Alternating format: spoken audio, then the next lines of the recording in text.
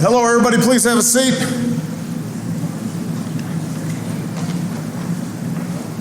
Kumusta kayo? It is great to be here at Fort Bonifacio. To Vice President Binay, distinguished guests, it's an honor to be here with our outstanding allies, the leaders and members of the Armed Forces of the Philippines. And we're joined by men and women who stand tall and proud to wear the uniform of the United States of America. And let me also welcome all our Filipino friends. Now, I'm not going to give a long speech because it's hot and people are in uniform. I hope you don't mind me not wearing my jacket. But I also want to make sure that I have some time to shake some hands. But I'm here in the Philippines to reaffirm the enduring alliance between our two countries. I thank President Aquino for his partnership and the deeper ties that we forged yesterday. I'm especially proud to be here as we remember one of the defining moments of our shared history, the 70th anniversary of the Battle of Leyte. During World War II and the beginning of the liberation of the Philippines. Right after this, I'll pay my respects at the American Cemetery here in Manila, the final resting place of so many Americans and Filipinos who made the ultimate sacrifice for the freedom of this country in that war.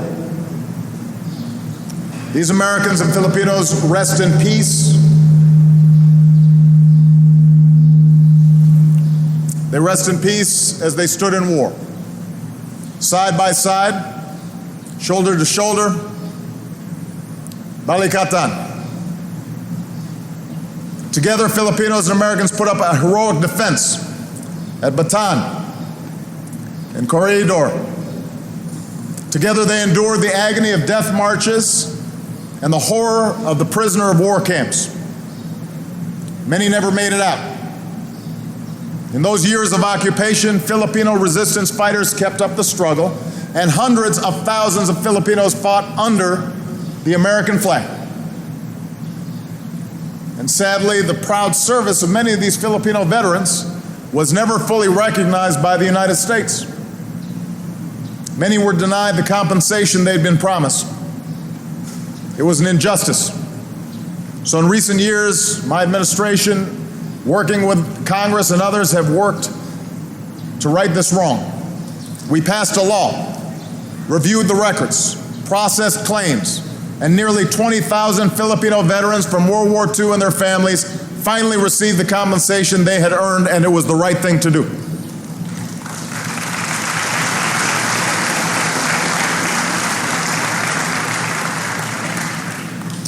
What's been written about Bataan could be said of their entire generation. The loss of life was grievous, and hardly a Filipino family was untouched by the tragedy. But the heroic struggle brought out the best in the Filipino character in the face of adversity and served as a beacon to freedom, loving peoples everywhere. We are truly honored to have some of these extraordinary veterans here with us today. Among them are men who fought at Bataan and Corregidor, and a survivor of those hellish prisoner of war camps. Some fought in the resistance, including Nurse Carolina Garcia Delfin. These veterans are now in their 90s. They are an inspiration to us all, and I'd ask those who can stand to stand or give a wave so that we can all salute their service.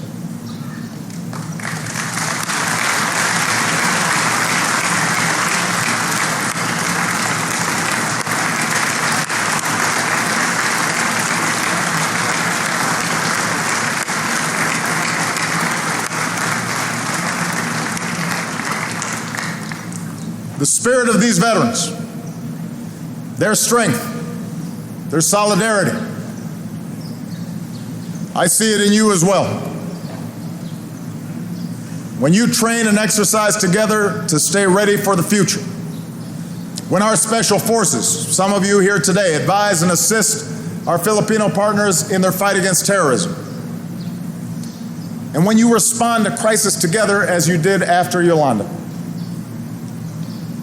Along with your civilian partners, you rushed into the disaster zone, pulled people from the rubble, delivered food and medicine. You showed what friends can do when we take care of each other. These are the kinds of missions we face today.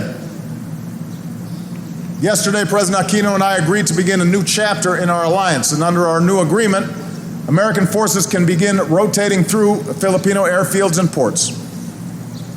We'll train and exercise together more to bring our militaries even closer and to support your efforts to strengthen your armed forces. We'll improve our ability to respond even faster to disasters like Yolanda. And today I thank the people of the Philippines for welcoming our service members as your friends and partners. Deepening our alliance is part of our broader vision for the Asia Pacific. We believe that nations and peoples have the right to live in security and peace and to have their sovereignty and territorial integrity respected. We believe that international law must be upheld, that freedom of navigation must be preserved, and commerce must not be impeded. We believe that disputes must be resolved peacefully and not by intimidation or force. That's what our nations stand for. That's the future we're working for. And that's why your service is so important. Let me be absolutely clear. For more than 60 years, the United States and the Philippines have been bound by a mutual defense treaty. And this treaty means our two nations pledge, and I'm quoting, our common determination to defend themselves against external armed attacks so that no potential aggressor could be under the illusion that either of them stands alone. In other words, our commitment to defend the Philippines is ironclad. And the United States will keep that commitment because allies never stand alone.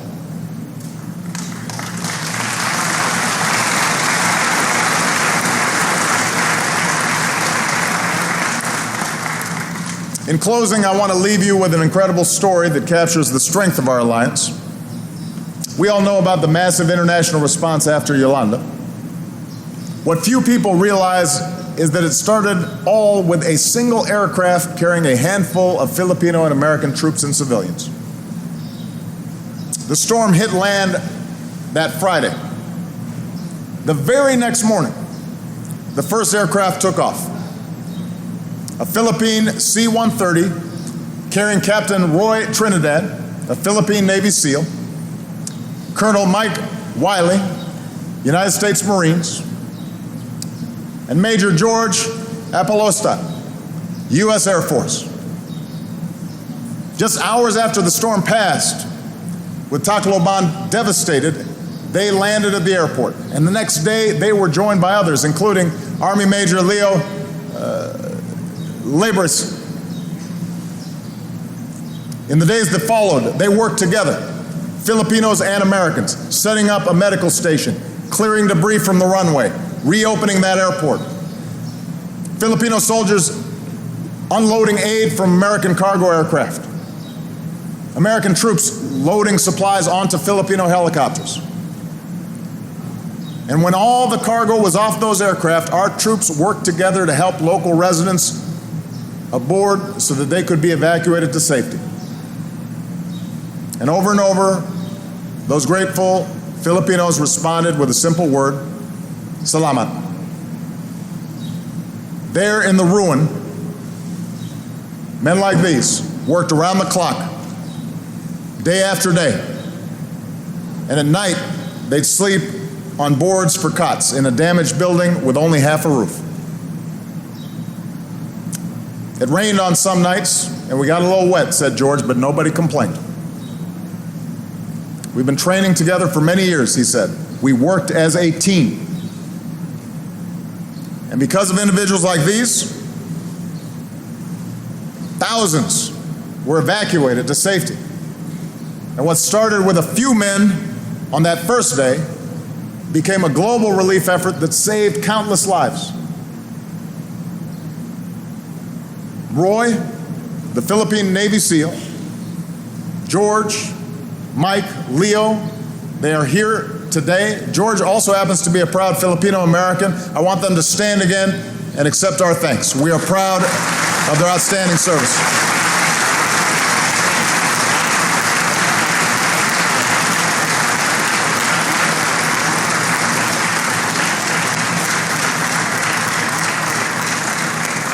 Thank you. There's a connection between our proud veterans from World War II, our men and women serving today, bound across the generations by the spirit of our alliance. Filipinos and Americans standing together, shoulder to shoulder. Balikatan. On behalf of the American people, thank you all for your service. Thank you for making us so proud. To the Americans here, I'm never prouder than being able to stand before you as your Commander-in-Chief. To our Filipino Armed Forces, thank you for being such an outstanding ally. Together, you are helping to secure the prosperity and peace of both our nations. God bless you. God bless the Republic of the Philippines. God bless the United States of America. God bless the alliance between our great nations. Thank you.